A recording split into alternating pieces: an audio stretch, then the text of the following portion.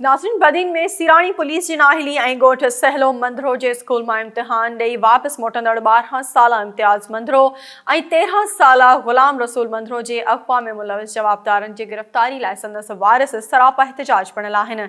उन हवाले सां ॾिसूं था इमरान अब्बास जी हीअ रिपोर्ट।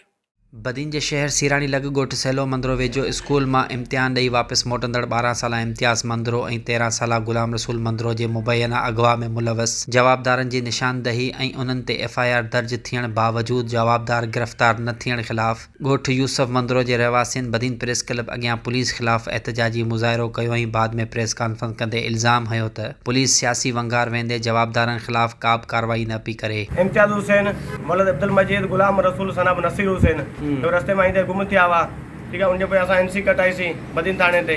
पोइ असां उनखे ॻाल्हि खे 8 ॾींहं थी विया आहिनि। FIR कटण बाद बि जेको 3 ॾींहं थी विया आहिनि FIR कटी पर मथां गिरफ़्तारी का बि अमल में कोन आई। जेके जवाबदार गिरफ़्तार एवज़ी में थिया हुआ उहे बि पुलिस छॾे ॾिना आहिनि। 11 लॻी 30 मिंट ते छुटी थी।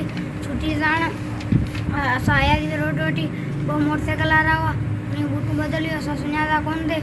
उहे आया बि असांखे ज़ोरी खणी विया ज़बरदस्त करे। एहतिजाज ऐं प्रेस कॉन्फ्रेंस कंदे मुतासिरीन IG Sindh DC Badin SSP Badin ऐं चूंडियल नुमाइंदनि खां मुतालबो कयो त उन्हनि सां इंसाफ़ करे जवाबदारनि ख़िलाफ़ कार्रवाई कई वञे। Imran Abbas SS news Badin.